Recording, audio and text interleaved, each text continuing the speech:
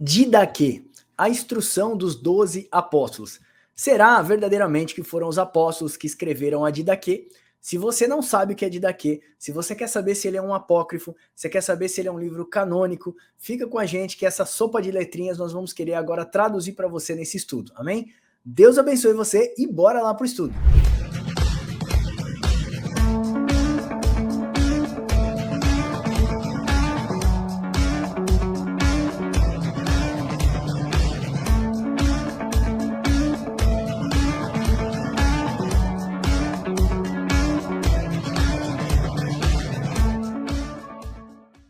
Oi, Uber, eu quero começar já esse estudo aqui mostrando para o pessoal esse e-book que tá incrível. Deixa eu compartilhar a tela que eu esqueci, tá aqui.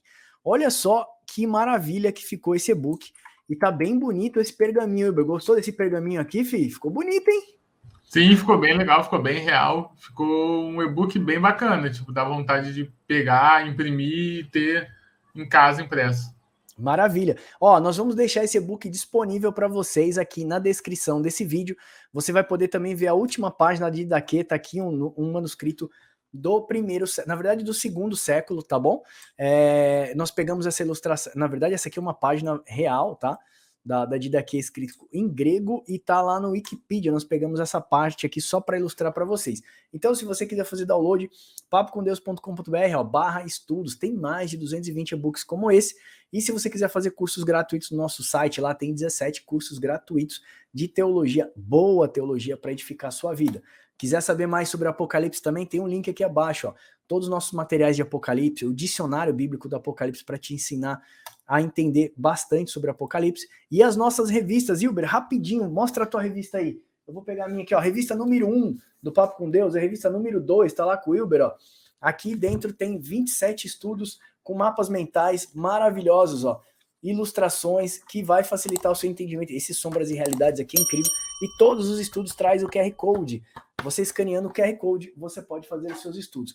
Feito o nosso jabá, dizendo para você, se você tem desejo de nos edificar, porque nosso conteúdo é todo gratuito, compre as nossas revistas que você vai estar nos abençoando. Agora, bora lá para o estudo, que é nosso intuito aqui hoje, edificar a sua vida.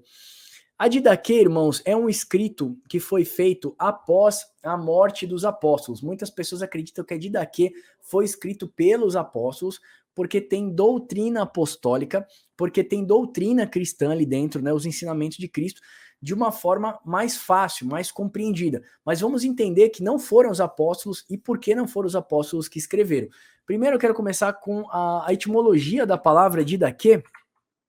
Deixa eu puxar aqui, ó. A etimologia da palavra Didaquê tá aqui.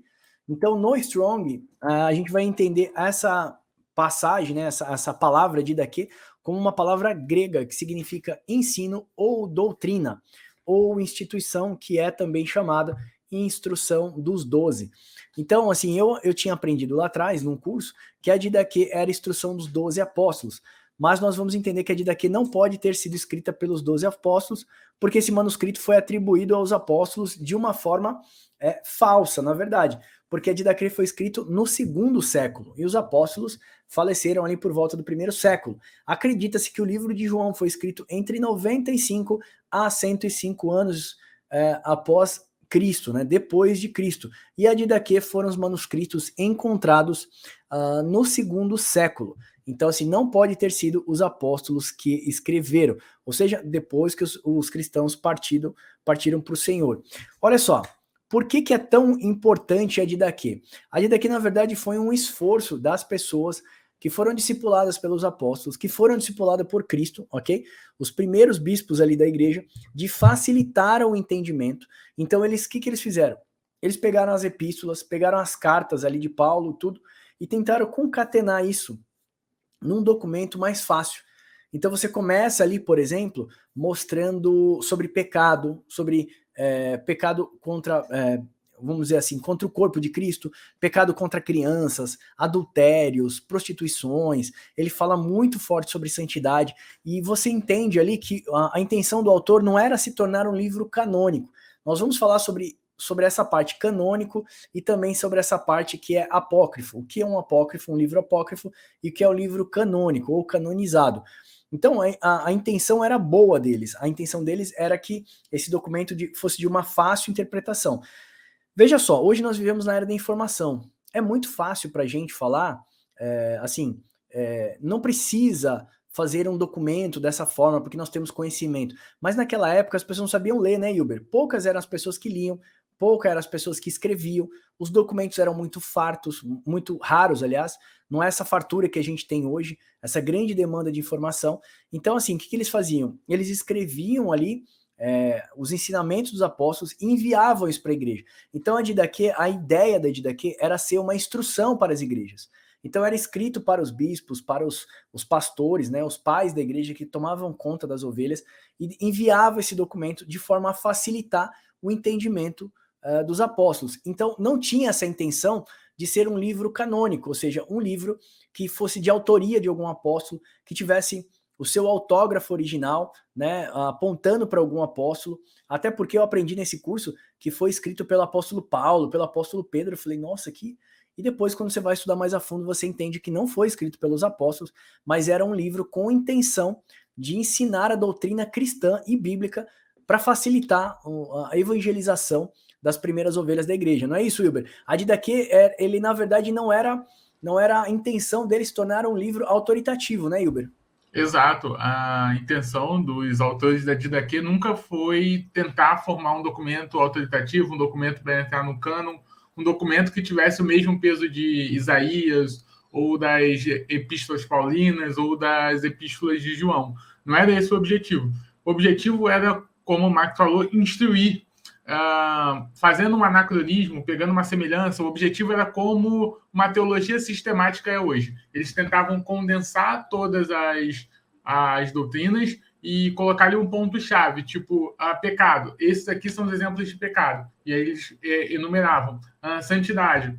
Aqui é a forma de como um cristão deve praticar ou exercer a santidade, a caridade. Eles enumeravam ali como se fosse uma sistemática antiga, vamos colocar, desse tipo. Então, nunca foi a intenção dos autores da Didaquê dar um peso para a Didaquê, como, por exemplo, as cartas de Paulo. Nunca foi essa intenção. E uma coisa, Max, que a gente se esquece, que, como você falou, não era fácil ter livro antigamente, era muito caro produzir livro, era muito caro produzir carta. Então a gente acha que quando ia no culto das igrejas primitivas, cada um levava o seu pergaminho debaixo do braço, como hoje a gente leva a Bíblia, mas não era assim. 90% das pessoas não tinham acesso à escritura física, eles só tinham contato nas casas. Então um documento dessa forma é muito importante para instruir as pessoas de como seguir na vida cristã. Maravilha.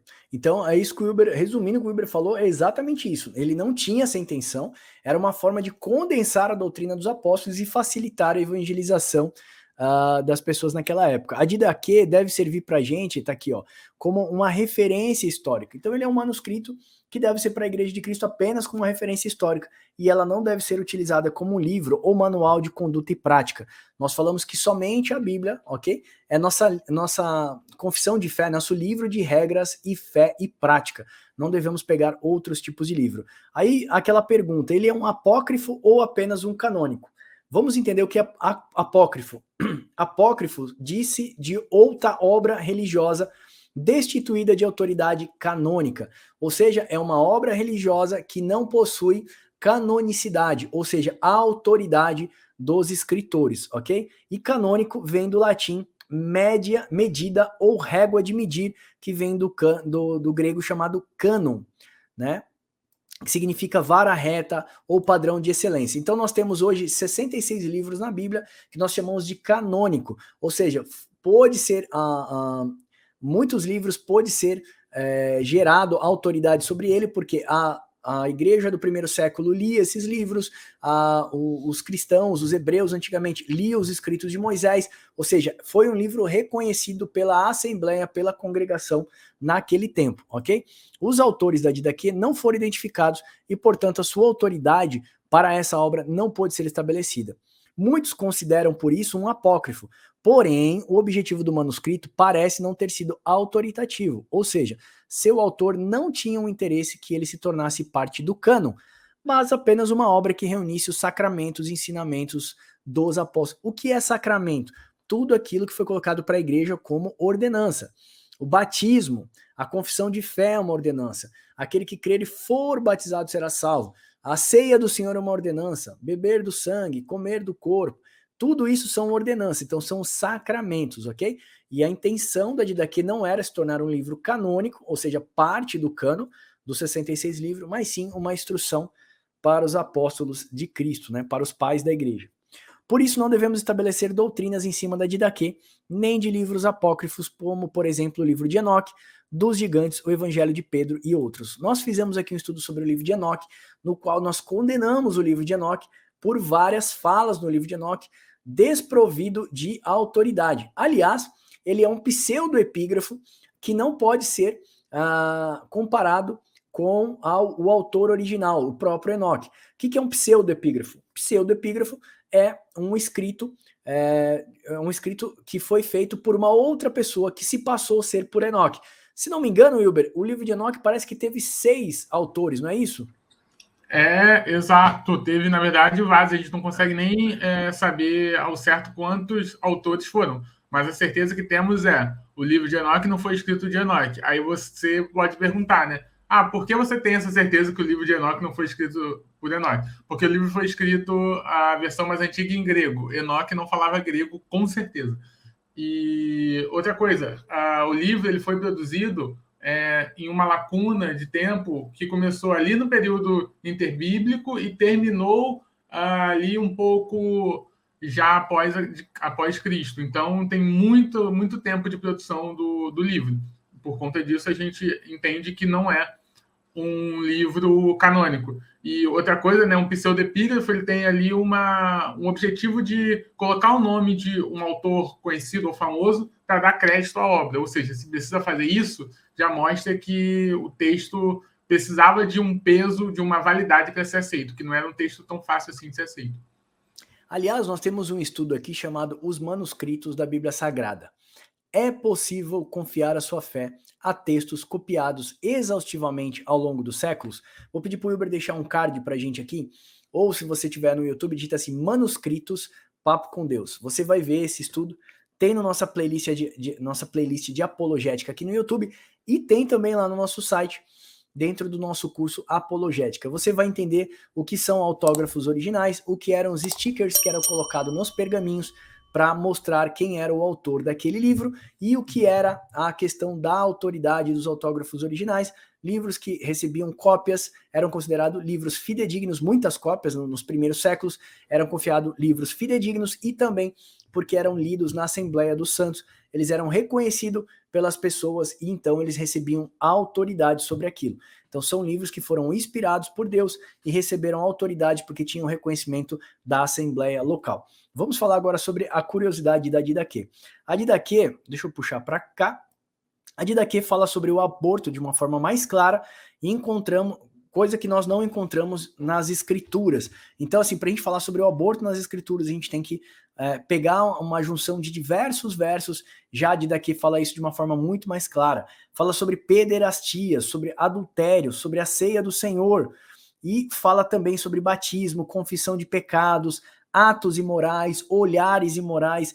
A Didaquê fala tudo isso muito aberto. Eu li alguns capítulos da Didaquê, não cheguei a ler ela completo, li o começo dela e li o final dessa obra, e eu posso dizer para vocês assim que realmente ele é um livro que reflete muito a doutrina dos apóstolos. Então você vê ali um grande esforço de mostrar a doutrina apostólica, portanto nós não condenamos a Didaquê na sua essência, porém pedimos para que vocês não façam doutrinas em cima de livros que não foram canônicos, ok? Serve para a gente como uma referência histórica e do zelo dos cristãos do primeiro século, dos pais da igreja que queriam que a doutrina apostólica, a doutrina cristã fosse passada para a próxima geração. Então, ó, de fato, esse manuscrito nos traz uma ideia dos primeiros cristãos que andaram com Jesus e com os apóstolos e claramente falavam desses temas de forma clara, não tinha papas na língua, não é que nem hoje, que a gente fica aí se contorcendo para falar sobre um tema complicado, sobre aborto, sobre pecado.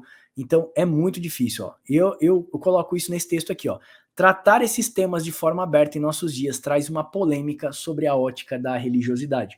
O que as pessoas dizem hoje em dia? Eu amo Cristo, mas eu odeio a religião. Mas sob o olhar do evangelho simples dos primeiros séculos, nós vemos que essa crítica não se sustenta. E o que aconteceu nos nossos dias? As pessoas acabaram pegando a tutela da lei que era a antiga aliança, eles eram tutelados pela lei, trouxeram para a nova aliança e falaram, tá vendo? Tudo que for lei, tudo que condenar o homem, isso deve ser banido da igreja, isso é religiosidade. Mas veja que Tiago vai falar muito sobre obras. Religião é obra em ação. A boa religião é essa, que vivamos cuidando dos órfãos, das viúvas e dos necessitados. O que é isso? É obra, é amor em ação. Tiago fala, me mostra as tuas fés, que eu te mostro as minhas obras. Tiago está comparando que aquele que tem fé precisa ter prática de obras diárias, boas obras. E hoje em dia, sobre essa ótica enganosa da religiosidade, eles pegam a tutela da lei, trazem para a nova aliança e apontam. Se você fala de lei, você é um legalista. Se você fala das leis de Deus, ou se você fala de obras, então você não entendeu o amor, você não entendeu a graça de Cristo. Lê pra gente Gálatas, esse trecho de Gálatas que vai falar sobre a tutela da lei. Faz uma exposição melhorada para a gente ver como essa ótica tá errada quando a gente olha os cristãos do primeiro século e o que aconteceu com a igreja hoje, Hilber. Sim, tá em Gálatas 3, 23, 24, né? Mas antes que a fé viesse, estávamos guardados debaixo da lei, encerrados para aquela fé que havia de se manifestar. De maneira que a lei nos serviu de aio, no caso ali condutor, para nos conduzir a Cristo, para que pela fé fôssemos justificados. Então mostra que a lei nos serve como condutor, como aio, como aquilo que aponta para Cristo, aí vendo Cristo nós já não estávamos mais debaixo dessa lei. Porém, não estar debaixo dessa lei não quer dizer que tudo que foi manifesto na antiga aliança eu devo deixar de cumprir, o que não é mais válido. Mas que aqueles marcadores étnicos e aqueles marcadores que me justificavam, como, por exemplo, eu tinha que fazer uma expiação todo ano, como um mandamento, com sacrifício de animais, com sangue de animais, eu não preciso mais disso, porque a minha expiação já foi feita em Cristo. Então, o que Paulo está mostrando ali é que toda essa lei, todo esse sacrifício, toda essa sombra conduzia para algo perfeito, que é Jesus Cristo. Mas quando esse algo perfeito chega, não é mais por obras, mas pela fé. Mas, porém, temos que observar, sim, os mandamentos de Deus. Amar Deus acima de todas as coisas, amar o próximo como a mim mesmo, não roubar, não adulterar, não matar, e todos os mandamentos que Moisés ali, ele desceu para o povo lá no Sinai, né? Nas tábuas de pedra. Então, você entendeu que a tutela da lei faz referência, como o Hilber explanou, aos atos cerimoniais da antiga aliança. Não preciso mais matar um animal, oferecer o sangue em sacrifício, porque Cristo é o nosso cordeiro, ofereceu o sacrifício uma única vez por todos os pecados da humanidade. Mas, uma vez que agora nós estamos em Cristo, precisamos dar frutos de verdadeiramente convertido, como João Batista prega logo ali na região do deserto. Jesus também fala que nós devemos arrepender dos nossos pecados e uma vez estarmos enxertados na videira, precisamos dar frutos, porque quem não dá fruto, ele corta e lança no fogo. Então cuidado quando você combate a religiosidade, entre aspas, porque nós estamos aqui fazendo religiosidade, falando de religiosidade de uma forma errada. Nós estamos dizendo que a religião, ela é boa, porque é o esforço do homem de servir o seu próximo. Veja, quando eu quero servir o Hilber, cuidar do Hilber, amar o Hilber, o que eu estou praticando? Uma religiosidade. Eu estou praticando aquilo que a Bíblia me ensinou. Eu faço por amor, ok? Porque aprendemos isso, mas se você olhar sobre uma outra ótica, vai falar, isso é religiosidade. Ele vai no culto todos os domingos, ele carrega a Bíblia, ele estuda a palavra, ele faz, nossa, esse pessoal parece beato, esse pessoal é religioso, ele vai dar cesta básica, ele vai fazer tal coisa, são atos religiosos. Irmãos, Tiago fala sobre isso, tenha obras de verdadeiramente convertido. Aquela árvore que não dá fruto vai ser cortada e lançada no fogo. Então, cuidado com essa ótica da religiosidade, porque quando a gente fala de religiosidade, a gente aponta para os fariseus, que trazia muitas vezes o Talmud, as leis. Jesus fala, vocês sentam na cadeira de Moisés e querem legislar, vocês não entram no céu e não querem deixar ninguém entrar. Eles pegavam as leis rabínicas, que era do Talmud, e nós já fizemos um estudo sobre isso aqui. Quando Jesus condena a religiosidade dos fariseus, é por conta disso. Eles estavam preocupados com o sábado, mas não se preocupava com a ovelha. Jesus falou, então eu vou propor uma parábola para vocês. E aí Jesus vai lá e mostra que mesmo que ele curou um cego no sábado, da mesma forma os judeus deveriam se preocupar com as ovelhas. E eles estavam comendo a carne da ovelha, vestindo a lã da ovelha e degolando o cevado, né, como Ezequiel 37 vai falar, e Ezequiel ainda fala que Deus vai cobrar isso do povo. Então cuidado com a religiosidade no sentido de você, vamos dizer assim, criar práticas, rituais, coisas da antiga aliança trazer para a nova aliança, sabe? Festas, lua nova, sábados. Você criar novamente aquelas rotinas, ou você criar aqueles cerimoniais no sentido de tentar se justificar perante Cristo, e nós sabemos que a salvação e a justificação só vem pelo esforço e sacrifício de um Deus que amou o mundo de tal maneira que entregou o seu próprio Filho. Não é pelos nossos atos de religiosidade, mas uma vez que somos salvos, sim, os nossos atos contam para vivermos uma vida justa. Uma vez que você foi justificado, viva uma vida justa ao qual você foi chamado. E o que é viver a justiça de Deus? Se não cuidar de quem precisa, amar a quem precisa, ajudar aquele irmão na caminhada de fé, orar uns pelos outros, como a igreja primitiva, cuidar um dos outros. E um fato que me deixa bastante legal, bastante emocionado, é ler o quanto eles falam de santidade. E aí eu quero encerrar esse estudo aqui com você, que a Didaquê fala bastante sobre isso. Ó. O capítulo final trata pela busca da santidade e o nosso encontro com Cristo no dia do Senhor. Então, estudar a igreja primitiva tem sido um bom parâmetro para a igreja contemporânea. Nela nós vemos desvios de conduta na liturgia de cultos, adição de práticas que antes não se via na igreja primitiva. A falta de zelo pela santidade e o desejo humano pela riqueza expõem claramente os contrastes da igreja primitiva com a igreja contemporânea. Tô viajando, Wilber? Parece que se a gente olha para a igreja primitiva, a gente vê um desvio de padrão de conduta. As pessoas faziam as coisas por amor, né, por esforço na fé. Hoje em dia a gente vê uma fé desprovida de obras. Parece que é uma fé sem obras. Não é isso, Wilber? Exato, né? Quando a gente observa os relatos da igreja ali dos primeiros séculos, né? Século 2, 3, 4, 5, nós percebemos isso, né? Uma coisa bem forte em questão de obra de santidade, uma questão bem forte em ser a manifestação de Cristo na Terra, né? E parece que isso foi se perdendo um pouquinho, de pouquinho em pouquinho, até o tempo moderno, né? Que no tempo moderno parece que o evangelho, eu necessito dele para o meu bem-estar, e não para ser como Cristo foi, ou como os apóstolos foram, né? Então a gente percebe bastante essa diferença. E a Didaquê e todos esses escritos que a gente chama da patrística, eles servem para isso, para a gente olhar, entender um pouco do contexto cultural, do contexto teológico da igreja ali dos primeiros séculos, né? E observando esse contexto, a gente fazer uma comparação com a igreja hoje, com a comunidade da fé hoje. Maravilha. Então, irmãos, olha, estude alguns pais da igreja, como Agostinho de Hipona, Clemente de Roma, Inácio de Antioquia, Policarpo de Esmirna, Justino Mártir, e olha assim, ó, Clemente de Roma, bispo de Roma, Inácio de Antioquia, Inácio, ele era bispo de Antioquia, Policarpo de Esmirna, ele era o quê? Bispo da igreja de Esmirna, e Justino Mártir, nós estamos citando alguns só, eu tenho aqui, tá aqui, ó, a patrística de Santo Agostinho, a mentira contra a mentira. Ele está falando dos desvios de conduta e do gnosticismo do primeiro século. É importante a gente estudar os pais da igreja para que a gente possa entender os desvios de conduta da nossa igreja na nossa época. Eu ia mostrar outro livro, mas quase que todos os estudos agora a gente está fazendo uma referência aos livros. Então, estude os pais da igreja. Veja como a igreja... Tem também. Tem, mostra aí. Olha lá. Agostinho, livre-arbítrio.